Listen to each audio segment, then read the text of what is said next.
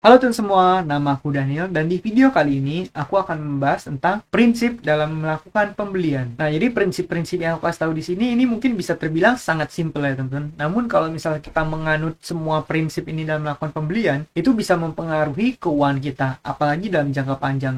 Ini benar-benar bisa membuat keuangan kita bakal jauh lebih baik nantinya ya teman-teman. Nah, jadi aku udah siapin PowerPoint-nya di sini. Berikutnya ada beberapa prinsipnya. Yang pertama adalah beli fungsi. Jadi teman-teman, dalam kamu mau membeli sesuatu, kamu benar-benar harus bisa membedakan antara kemauan dan kebutuhan. Yang harus kamu utamakan adalah kamu harus membeli barang sesuai dengan kebutuhanmu, bukan hanya kemauan. Karena teman-teman, kalau yang namanya kemauan itu nggak akan pernah habis ya. Kalau namanya kemauan, kita pasti mau ini, mau itu, segala macam. Makanya di konsep ini yang aku kasih tahu adalah kalau misal kita pengen beli sesuatu, kita harus beli sesuatu yang benar-benar kita butuhkan, yang benar-benar berfungsi dan bermanfaat buat kita. Kalau barangnya kita nggak butuh-butuh banget, atau kita cuman karena kepengen doang, ya itu mendingan kita nggak usah beli. Mendingan kita beli sesuatu yang benar-benar berfungsi buat kita, entah itu bisa ningkatin produktivitas kita, entah itu bisa ngelancarin bisnis kita, atau memperlancar urusan kita, atau mempersingkat waktu, atau apapun. Yang penting kita membeli sesuai dengan fungsinya, bukan sesuai dengan kemauan kita. Prinsip kedua yang aku anut adalah beli dengan menggunakan passive income. Jadi saat kamu melakukan pembelian, kamu menggunakan passive income. Jadi contoh nih, kalau kamu pengen beli sesuatu, kamu jangan langsung menggunakan uangmu. Gunakan uangmu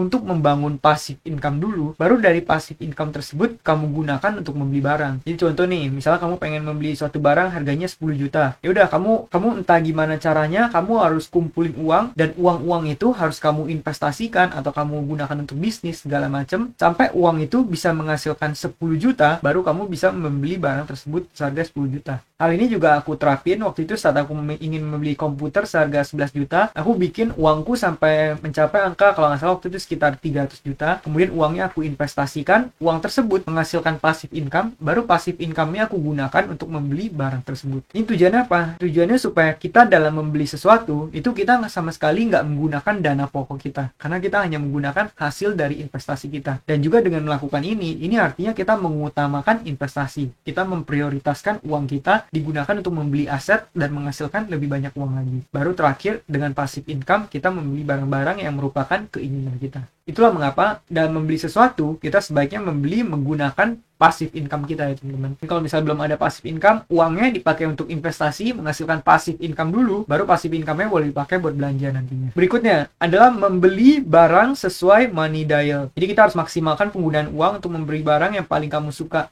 dan cut lainnya. Nah, jadi setiap orang ini pasti memiliki money dial yang berbeda-beda, teman-teman. Money dial itu artinya setiap orang pasti punya perbedaan di mana barang yang bisa membawa kebahagiaan paling besar buat mereka. Nah, dengan prinsip yang satu ini, artinya kita menghabiskan uang kita, sebaiknya kita gunakan uang kita untuk membeli barang-barang yang benar-benar membuat kita bahagia. Contoh, kamu money dialnya di apa? Mungkin kamu senangnya di traveling. Ya udah, kamu fokusin uang kamu untuk digunakan ke traveling, kemudian kamu cut di bagian-bagian lainnya, teman-teman. Di bagian yang kurang bermanfaat, di bagian yang kurang membawa kebahagiaan buat kamu, ya kamu nggak beli, teman-teman. Jadi kamu utamakan membeli sesuatu sesuai dengan money dial kamu. Apa yang menjadi hobimu, apa yang menjadi kesukaanmu. Misalnya kamu suka, entah kamu sukanya traveling, entah misalnya kamu suka koleksi barang tertentu, atau misalnya kamu senang main game, ya itu terserah ya teman-teman. Itu sesuai dengan money dialmu. Jadi dengan melakukan prinsip ini pastinya kita bakal lebih bahagia dalam menggunakan uang kita, teman-teman. Tapi ingat, kita tetap harus batas sendiri ya, nggak boleh jangan mentang-mentang kita mengikuti money dial nanti semua uang kita malah dipakai untuk membeli barang, terus akhirnya kita nggak investasi. Nggak gitu ya teman-teman. Ini cuman konsep dimana dengan melakukan konsep ini kita membeli barang sesuai dengan apa yang paling kita suka, sehingga kita bisa dapat value kebahagiaan lebih tinggi, teman-teman, dengan setiap uang yang kita keluarkan. Berikutnya adalah beli value item. Maksimalkan setiap rupiah yang keluar dari kantongmu. Jadi artinya dalam membeli sesuatu, utamakan kamu ngelihat value-nya, teman-teman. Jadi dalam membeli sesuatu, kamu utamakan melihat price to performance-nya, di mana setiap rupiah yang kamu keluarkan bisa mendapat value setinggi mungkin. Contohnya apa? Misalnya kamu membeli HP. Kamu beli HP nggak usah sampai yang high-end banget, tapi kamu beli HP yang mungkin dengan harga sekian bisa nyaingin HP yang harganya jauh di atasnya, teman. Dengan gitu artinya kamu dapat value. Kamu ngeluarin uang yang sama, tapi kamu dapat value lebih tinggi. Hal ini juga aku sering lakukan, teman-teman. Jadi biasa kalau aku membeli HP, pasti aku carinya HP yang flagship dealer. Dimana dengan aku keluarin uang sekian, aku bisa mendapatkan performa atau spesifikasi lebih lebih tinggi ketimbang HP-HP lainnya dengan harga yang sama, atau bahkan bisa mencapai spesifikasi dari HP lain yang harganya lebih tinggi. Hal ini juga aku lakukan dalam melakukan pembelian komputer. Aku membeli komputer, biasanya aku mencari yang spesifikasinya, biasanya aku mencari item yang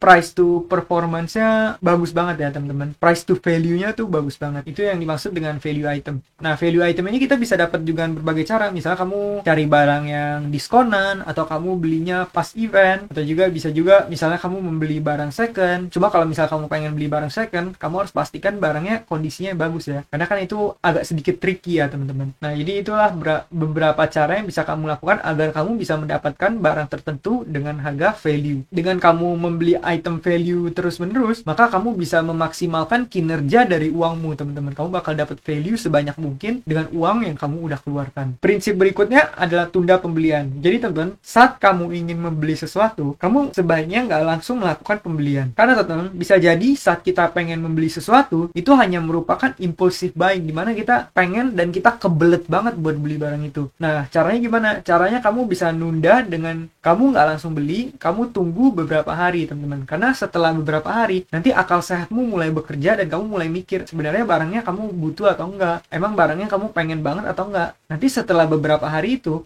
bakal kelihatan tuh barangnya emang kamu pengen atau enggak. Kalau misalnya ternyata setelah 3 hari kamu tunggu, setelah 5 hari kamu tunggu, kamu nggak pengen beli barang tersebut, itu artinya waktu itu kamu cuman hanya impulsive buying, jadi kebelet pengen beli. Dan kalau misal kamu udah tunggu ternyata 5 hari, seminggu kemudian kamu nggak mau beli, ya itu bakal lebih bagus ya teman-teman. Cuma kalau misalnya kamu udah nunggu lama tapi kamu tetap pengen, atau misalnya barang tersebut emang barang yang bermanfaat buat kamu, atau emang produktif buat kamu, ya nggak apa-apa, akhirnya kamu beli juga ya teman-teman. Jadi ingat, dalam melakukan sesuatu, apalagi untuk melakukan pembelian yang besar, kita harus tunda dulu teman. Tunda beberapa saat, kita lihat dulu, kita amati itu beneran pengen atau kita butuh. Nanti baru kalau kita udah bisa berpikir menggunakan akal sehat, baru kita melakukan pembeliannya. Jadi kita nggak langsung beli ya teman-teman, kita mikir panjang teman-teman. Prinsip berikutnya adalah manfaatin diskon. Jadi entah itu kupon, event, promo, atau sale. Yang manfaatin diskon ini adalah salah satu cara supaya kita bisa mendapatkan value item juga teman-teman. Dengan kita dapat diskon, artinya kita bisa mendapatkan value yang sama dengan harga yang lebih murah. Nah, makanya kalau misalnya lagi ada kayak kupon, entah event, atau lagi ada promo, misalnya lagi ada Black Friday, ya itu boleh kamu manfaatin buat kamu belanja di masa-masa itu. Kalau misalnya di Indonesia mungkin yang heboh itu 11.11 ya. Nanti kamu mungkin bisa bandingin pas 11.11 apakah harganya lebih murah atau enggak. Kalau emang kebetulan lebih murah, ya kamu belanja di tanggal segitu. Kalau aku pribadi, karena aku kebetulan sedang bekerja di luar negeri, di China, mereka tuh biasa kalau lagi tanggal 11 November atau Shuangshei, itu pasti mereka ada promo gila-gilaan teman-teman. Jadi di masa promo ini, masa 11.11 ini adalah masa dimana kita bisa belanja sebanyak mungkin dengan harga yang lebih murah. Cuman yang pastinya kamu harus pastiin dulu ya teman-teman, kalau harganya emang beneran murah ketimbang harga normalnya.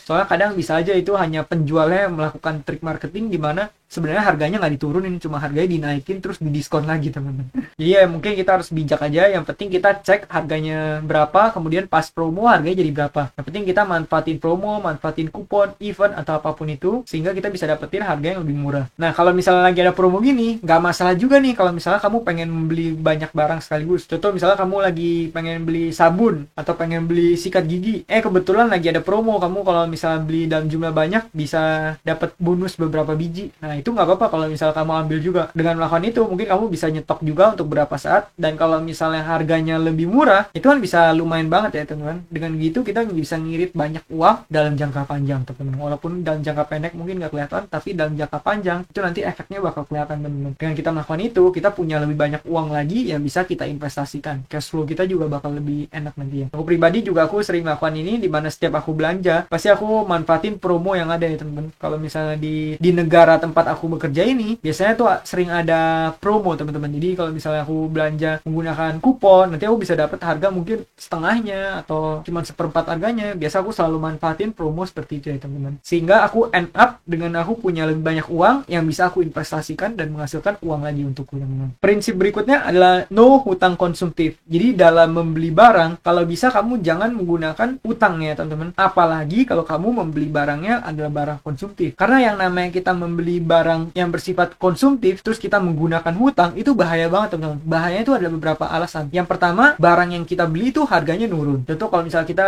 nyicil mobil yang kita beli itu harganya nurun teman-teman. Kita beli hari ini 100 juta, tahun depan harganya udah bukan 100 juta, mungkin harganya jadi 80 juta, jadi 70 juta, tahun depan berkurang lagi karena ada yang namanya depresiasi ya teman-teman. Itu alasan pertama, yaitu harganya selalu nurun. Yang kedua adalah kita harus ngebayar bunga, dan bunganya itu bisa jadi bunga yang gede ya teman-teman. Apalagi kalau kita menggunakan kartu kredit. Kartu kredit itu kan bunganya seperti yang kita ketahui sebulan bisa kena 2%. 2% itu kalau misalnya setahun kita kena bunga itu udah 24%. Kalau misalnya kita investasi pun untuk menghasilkan return 24% dalam 1 tahun itu termasuk hal yang susah ya teman-teman. Makanya kalau bisa kita jangan sampai kita hutang untuk membeli barang konsumtif. Alasan yang ketiga adalah dengan kita membeli barang konsumtif menggunakan hutang, artinya kita kehilangan opportunity cost, di mana uangnya harusnya bisa kita investasikan untuk menghasilkan lebih banyak uang, malah uangnya harus nyangkut kita lakukan untuk membayar utang karena kita membeli barang konsumtif. Jadi ada banyak kerugiannya ya teman-teman. Itulah kenapa aku nggak pernah melakukan yang namanya utang konsumtif ini. Biasanya kalau aku pengen beli sesuatu, aku selalu mempersiapkan secara cash dan dengan melakukan cara yang tadi, yaitu kalau misalnya aku pengen beli, aku nunggu sampai passive income-ku udah melebihi barang tersebut, baru aku beli barang tersebut. Bahkan aku juga punya prinsip di mana dalam aku pengen membeli sesuatu, aku pastikan aku harus bisa membeli barang tersebut 10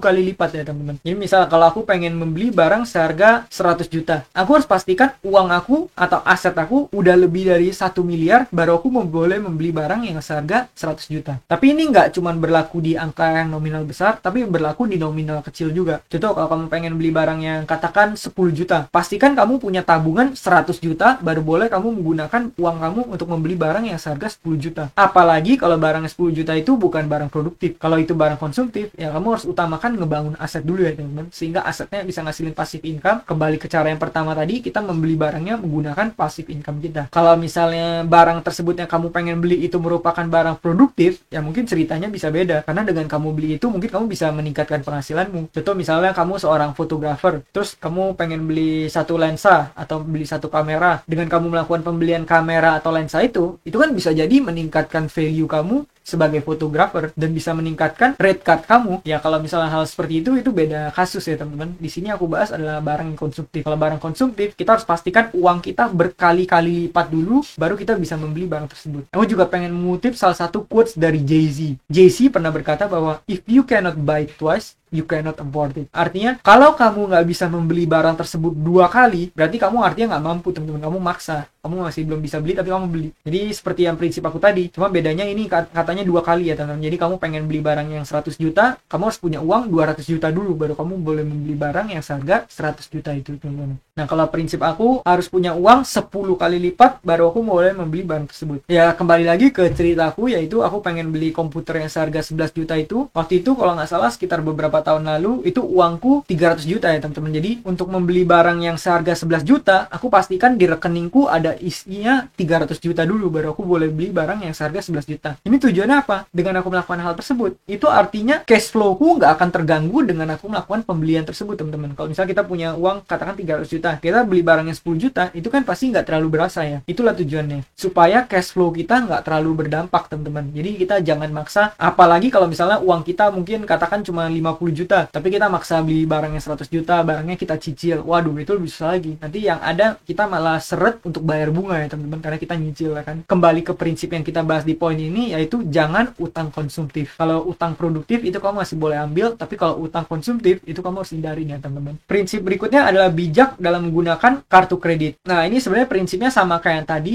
Artinya kita harus bijak menggunakan kartu kredit. Sebenarnya kartu kredit itu bukan sesuatu yang harus kita hindari teman-teman. Kartu kredit itu adalah sebenarnya pisau bermata dua. Kalau kamu bisa manfaatin kartu kredit itu bisa jadi powerful banget untuk keuangan kamu. Tapi kalau kamu nggak bisa manfaatinnya, bisa jadi kartu kredit ini mencelakakan kamu, teman-teman. Nah, gimana cara manfaatin kartu kredit yang benar? Cara manfaatin kartu kredit yang benar adalah dengan cara kita menggunakan kartu kredit hanya sebagai metode pembayaran kita, bukan jadi alat untuk kita nyicil, teman-teman. Jadi, kalau bisa kita pengen beli sesuatu nih, katakan kita pengen beli sesuatu, kita keluarin 100.000. Habis kita bayar menggunakan kartu kredit, kemudian di hari yang sama kalau bisa kita lunasin utang kartu kreditnya tersebut, teman-teman. Kita langsung selesaikan pembayarannya, jadi kita nggak bakal kena sama sekali, kena bunga sama sekali. Dengan kita melakukan itu, kita malah mendapatkan poin di kartu kredit. Dan kalau kita lakukan itu dalam jangka panjang, nanti poinnya bahkan bisa ditukar tiket atau ditukar mileage atau apapun. Kemudian nanti kalau kredit skor kamu bagus, bakal ada kartu kredit lain yang bakal nawarin ke kamu untuk buka kartu kredit. Kemudian kamu buka di bank-bank lain, kemudian semuanya kamu gunakan lagi untuk sebagai metode pembayaran kamu. Jadi jangan gunakan kartu kreditnya buat utang, tapi hanya gunakan untuk credit card chirping ya teman-teman. Gunakan itu untuk metode pembayaran supaya kamu mendapatkan bonus-bonus dari kartu kredit tersebut. Dan juga setiap tagihannya kamu beresin di hari itu juga. Artinya kamu nggak bakal kena bunga sama sekali. Malah dengan melakukan itu kamu malah untung ya teman-teman, karena kamu bisa manfaatin credit card chirping yang tadi. Nanti bonusnya bisa kamu tukar bermacam-macam promo lah, atau event lah, atau tiket pesawat lah, atau macam-macam ya teman-teman. Makanya kalau misalnya di masa dulu kan kita selalu diajarin, kalau misalnya pas masih kecil kita selalu diajarin kartu kredit itu nggak bagus, utang itu bener-bener buruk, harus dihindarin. Ya sebenarnya utang itu dibagi dua teman-teman. Utang itu ada yang produktif sama konsumtif. Yang penting kita bisa bedain aja. Kalau utang produktif itu malah sebenarnya leverage untuk uang kita. Yang artinya kita bisa